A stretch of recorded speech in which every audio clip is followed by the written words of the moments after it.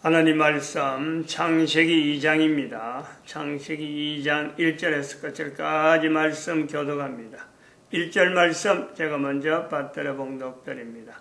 천지와 만물이 다 이루니라.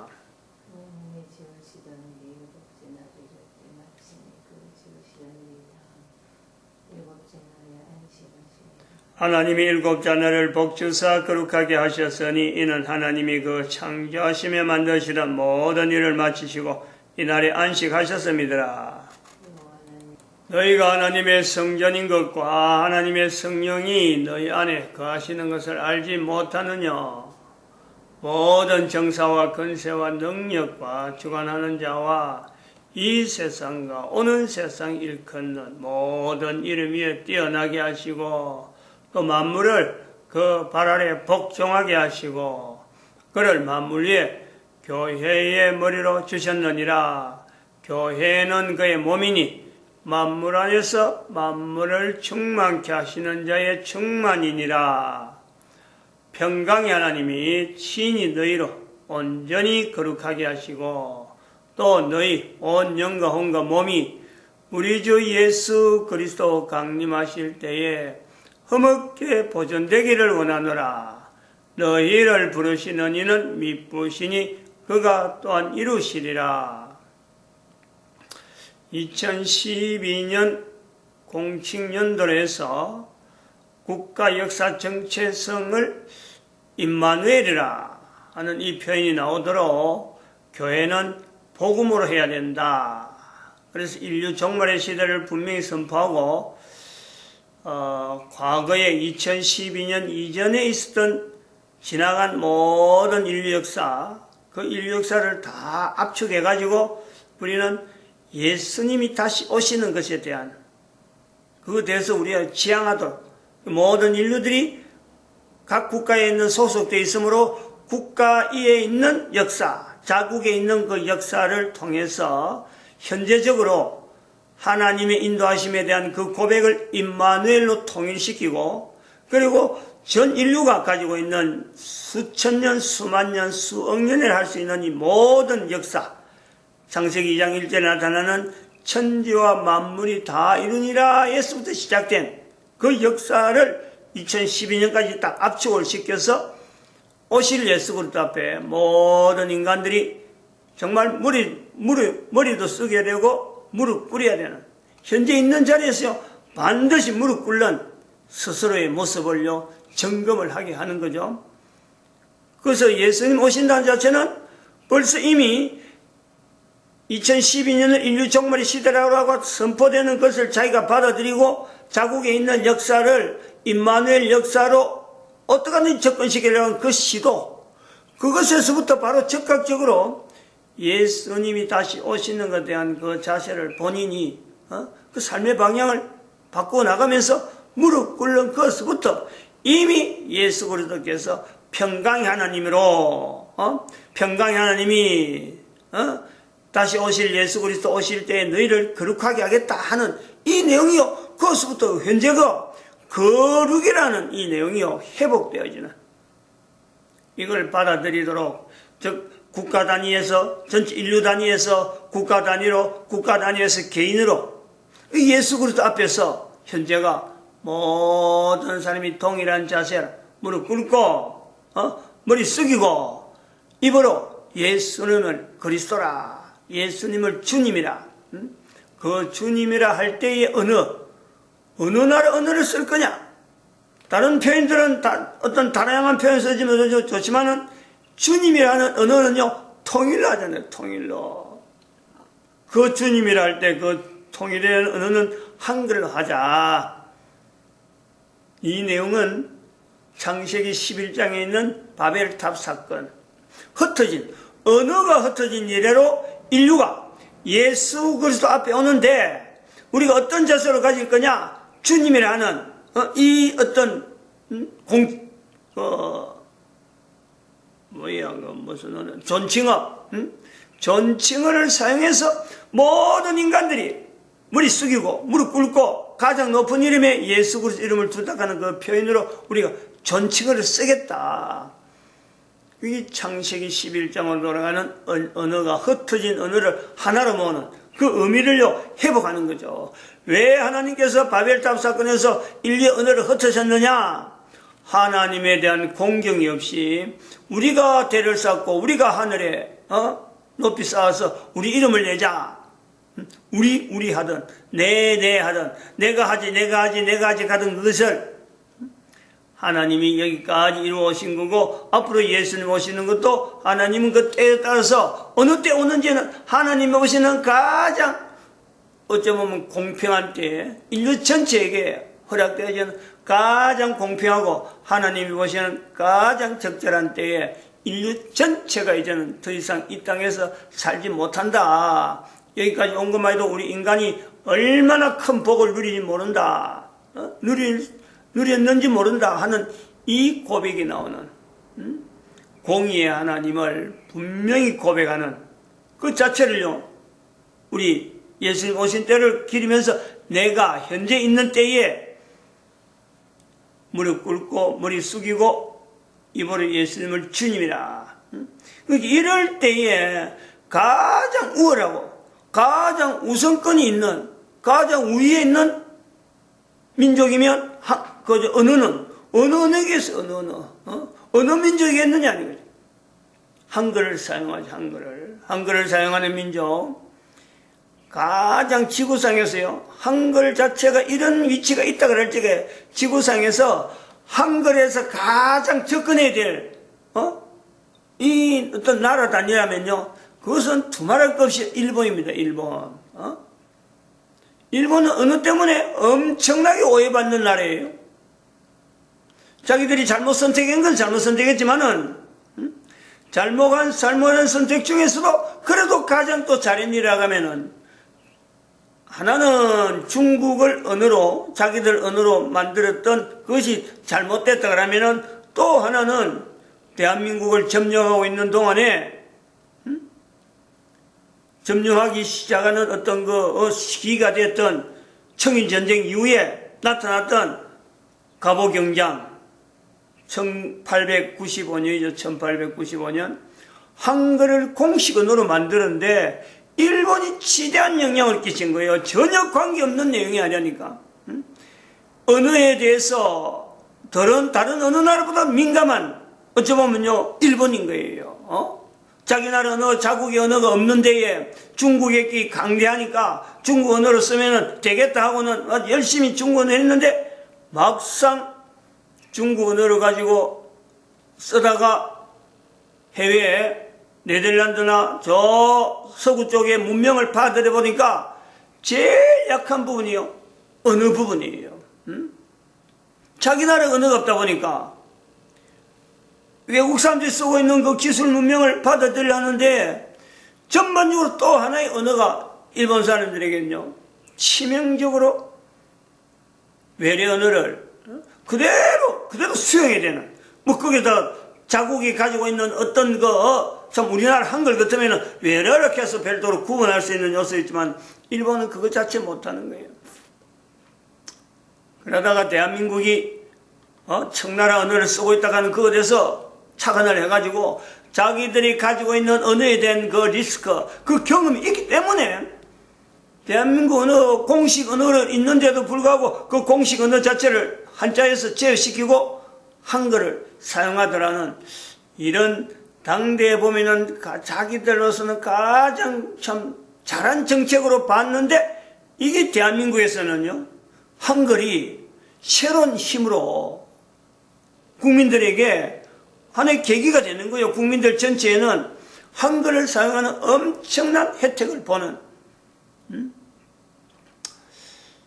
지금 돌이켜보면 한번 생각해보요. 우리나라가 한글을 사용하지 않았더라면 하는 우리가 또 가정을 우리가 해볼 때 지금 현재 우리가 가지고 있는 이런 어떤 혜택 언어가 가지고 있는 이 능력 특히 컴퓨터 시대가 되어져서 전 세계에서 가장 강력하고 유력한 언어 체계 이거는 언어를 체계적으로 만들기 때문에 컴퓨터하고 접목이 되는 순간에는 가장 강력한 언어가 되는 거예요.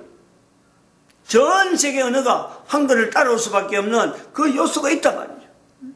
어느 언어도 이 한글을 따라올 만한 어떤 저 구조적이나 안 그러면 체계적이나 여러 가지 활용성, 실용성에서도요 한글을 못 따라옵니다. 이걸 국민들이 알아야 돼요. 역사에 더불어서 있는 하나님의 섭리를 보는 거죠. 하나님의 섭리가.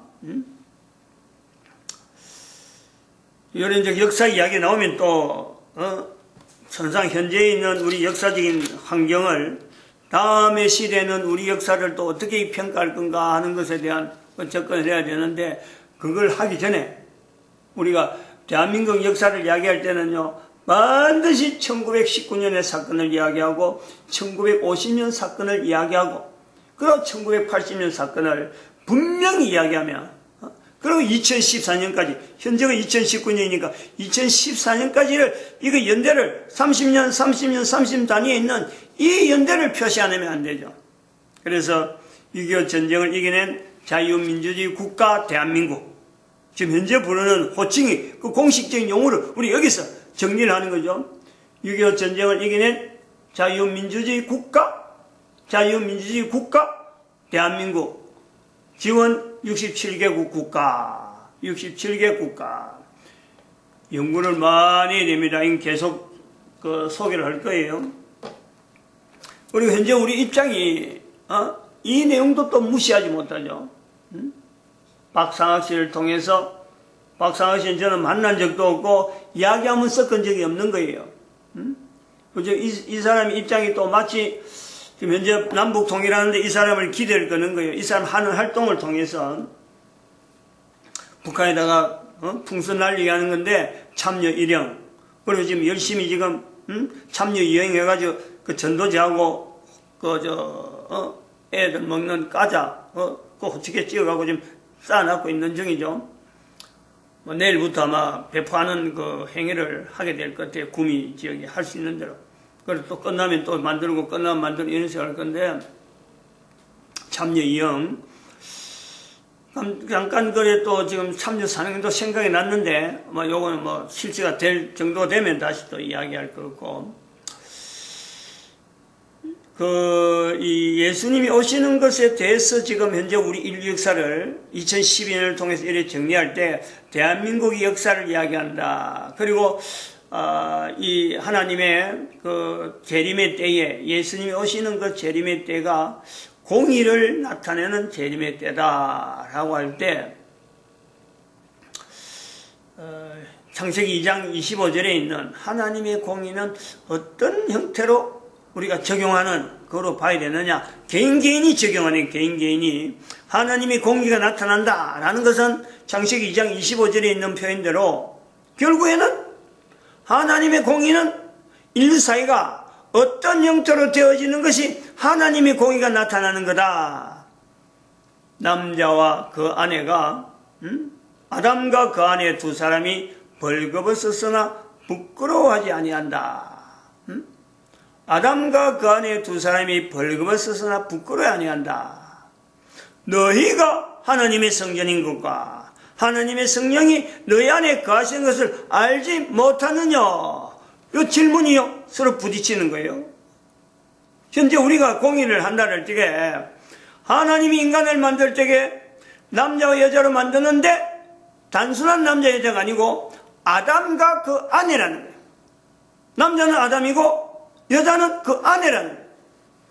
이 둘이 벌거벗었으나 부끄러워 아니한다.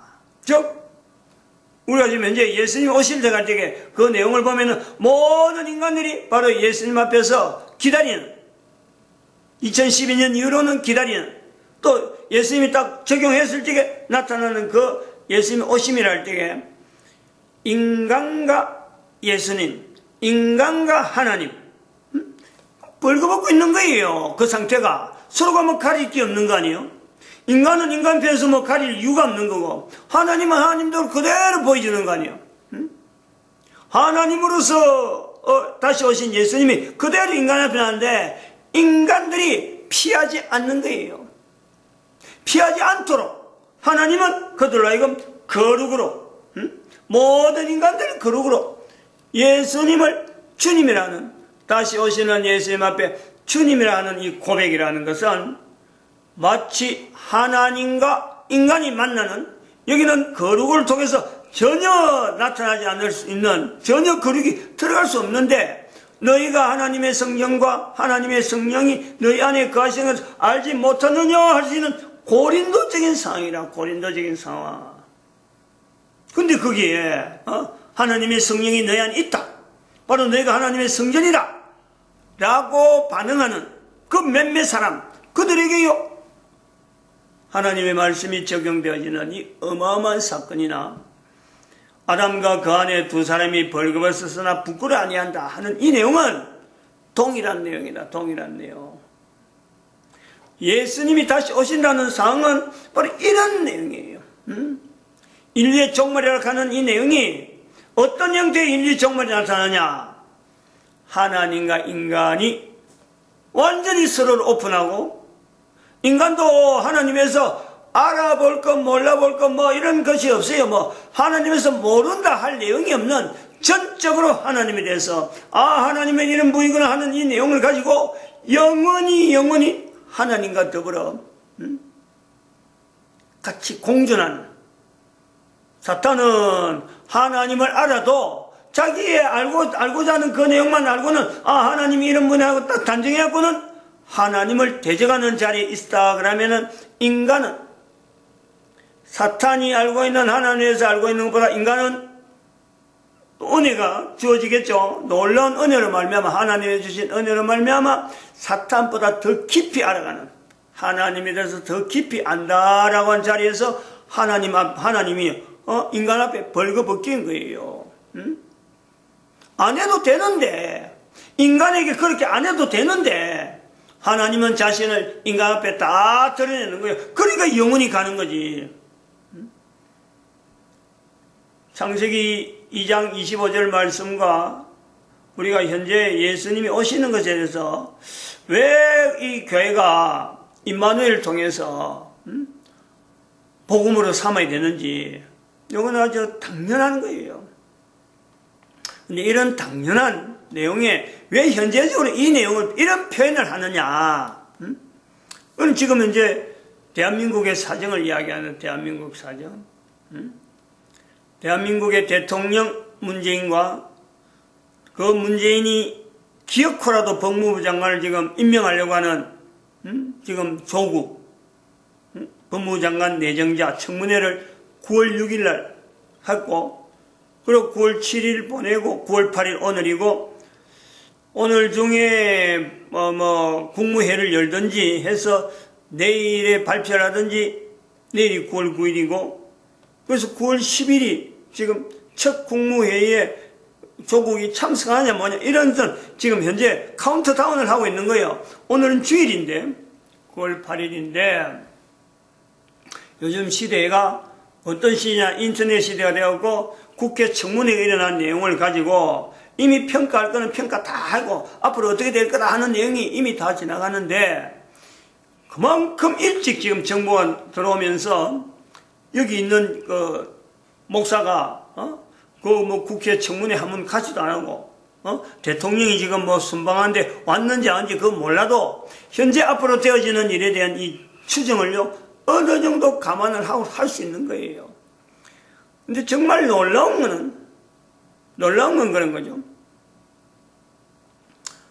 참 기대를 참 이게 어떻게 될까 기대 사실 못한 거죠.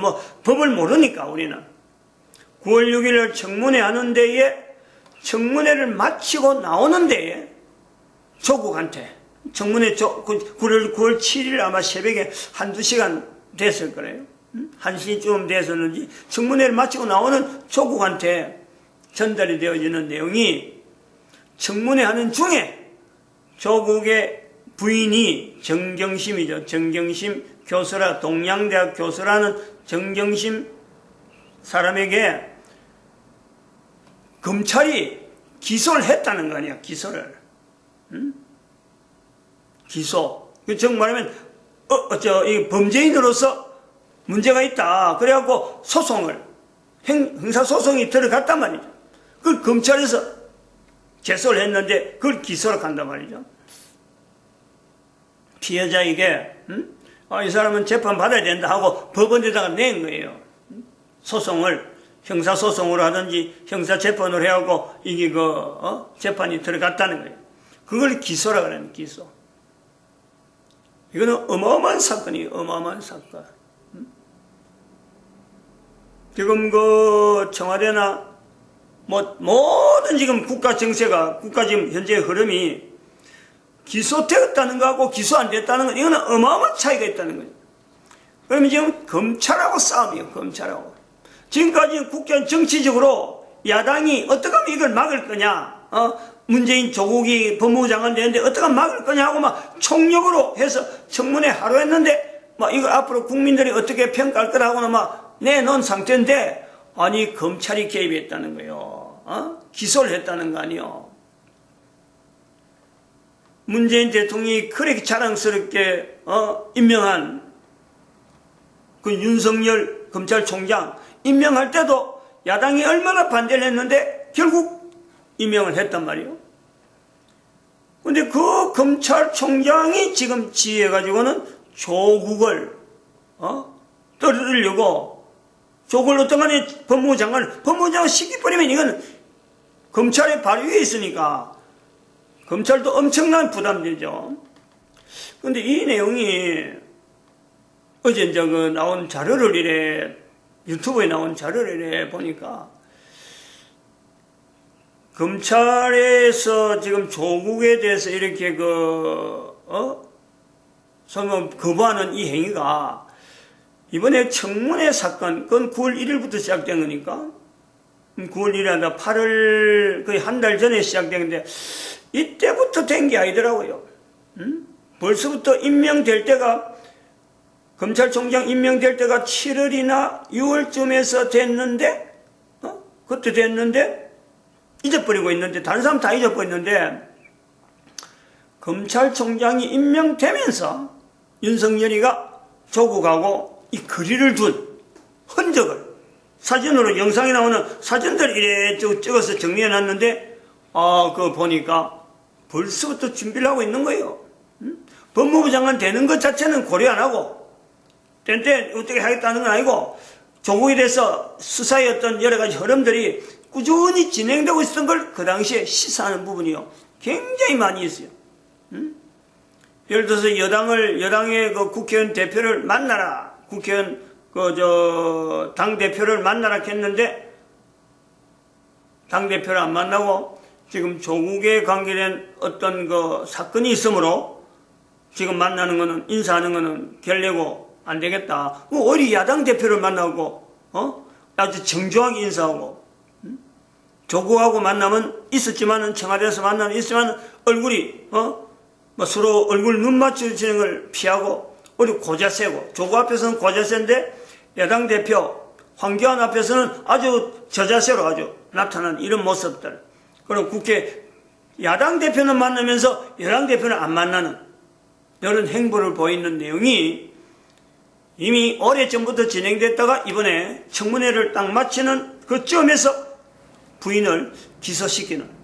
그리고 앞으로 사건은 앞으로 어마어마한 내용들이 계속해서 나올 수 있는 이런 정황이란 말이에요. 그런데 지금 아침에 이야기하는 내용은 이런 정황인데 청문회 하는 마지막 막바지에 조국한테 물어보는 거예요. 야당 위원들이 청문위원들이 부인이 지금 그 피해자 신분으로 검찰이 지금 가지고 있는데 기소를 하게 되면 어떡할 거냐? 이래 부인이 기소당하면 어떡할 거냐 이거예요. 아직 기소당한 소식은 모르고 있는 점에서 이제 마지막 부분에서 이렇게 질문하는데 여러 사람이 질문하고 또 그 청문회 인도하는 사람이 사회자가 야당인데 아니 부인이 기소될 입장에도 있고 자녀들의 그 여러 가지 비리가 이렇게 복잡한데 어떻게 이런 상황에서도 법무부 장관을 하려고 그렇게 애를 쓰느냐 하고 이런 질타가 있는 이런 가운데 조국이 하는 말 자체가 그런 거예요. 기소당하면은 법대로 처벌받겠지요 하는 거죠. 자기 아내 이야기인데, 법무부 장관 될 사람이 자기 아내가 기소가 될 수 있다라고 하는 이 가정을 두고 하는 이야기인데, 기소가 된다면 법대로 처벌될 것입니다 하고 이렇게 표현한다는 거예요. 법무부 장관이라는 위치에 있으면서 자기 아내가 기소가 된다, 이런 사태를 주면서도 법무부 장관을 놓치지 않으려고 하는 이 부분이 그래요. 그래서 이게 지금 창세기 2장 25절이 적용된단 말이에요. 어떻게 그럴 수가 있겠느냐는 거지. 이건 엄청난 내용 아니에요? 법무부 장관으로 있으면서 그걸 바라보고 지금 청문회를 마치고려 하는 그 조국에게 요거 마치면 이제 몇 시간 있으면 요거 끝나버리면 법무부 장관 되는 건 따놓은 당상인데, 자기 아내가 기소가 되는 것에 대해서 기소가 되면은 법대로 처벌받겠지요 라고 대답하는 이 사람이 남편이냐, 지금 여기 아담과 그 아내를 갔는데 요 위치가 맞느냐는 거지. 이렇게 지금 어긋나잖아요. 전혀 안 맞지. 어떻게 그런 사람을 남편을 할 수 있겠어? 부인의 입장에서. 부인이 그 자리에 들어갈 때까지 남편을 염두에 안 두고 그렇게 갔겠어요? 자기는 사실은 애에 대해서, 여자는 그렇잖아요. 애에 대해서, 남편에 대해서, 그에 대해서 할 수 있는 대로 최대한 하다 보니까 어떻게 법적으로 여러 가지가 말이에요. 걸려있는 내용들이. 정정심의가 다른 사람을 그 자리에 가도요, 똑같은 행동을 할 수밖에 없는 구조는 바로 조국이라는 사람이 있고, 그 딸이 있고, 그 환경이 걸어가니까 어쩔 수 없이 가는 거예요. 조국의 그 화려한 일세에 딸들이 자녀들을 그 자리에 얹히려 보니까 여자로서 할 수 있는 대로 하다 보니까 지금 법망에 걸린 거예요. 그런 여자, 그런 아내인데, 그런 아내를 두고 있는 남편이 법무부 장관 하려고 자기 아내를 기소되는데 그냥 팽개치는, 경악할 일이에요. 경악할 일. 남편으로서는 그거는 어느 누구도 그런 남편을요 찬성할 수가 없는 거예요. 어느 여자도 그런 남자를 남편으로 이야기한다 하면은, 그거는 대한민국 국민들이, 대한민국 부인들이 만약에 이 내용을 그럼에도 불구하고 조국을 지지한다면요, 그것은 미친 여자 아니면 그런 내용은 할 수가 없는 거예요. 알을 안 키워본 사람이면 그럴 수 있겠지만 애를 길러본 사람은 그런 표현 앞에 조국을 사람으로 인정하면 안 되는 거죠. 바로 그런 인간 조국이 똑같은 인간 문재인, 이게 똑같다는 거예요. 두 사람이. 문재인하고 이 조국의 형태, 이 사람들은 바로 공산주의자, 사회주의자, 이론을 통해서 나타나는 건 사회주의자고, 그 중심에는 머리 끝에서부터 발끝에서 머리 끝까지 자기만 나타내는, 또다시 말하면 어떤 주어진 임무 앞에 마루타, 임무 앞에 마루타 말고 아바타, 주어진 임무 하나 보고 주변의 사람은 생각도 안 하고 주어진 임무만 보고 달려가는, 그것에서 자기 살아있는 존재의 어떤 가치를 거다가 다 나타내는 그런 인간이 아니죠. 그런 인간이라 할 수 없습니다. 그런 인간이라는 말 자체를 쓰는 것조차 아까운 그런 사람이 지금 대한민국의 대통령이고 법무부 장관 되려고 지금 기다리고 있는데, 그것이 오늘 국무회의에서 어떻게 결정되든지 내일 발표가 되든지 대한민국 국민들이 여기서 하나의 시험대에 앉아있는 그런 요소가 있다 봅니다. 마칩니다. 기도드립니다. 할렐루야. 함께 하시죠.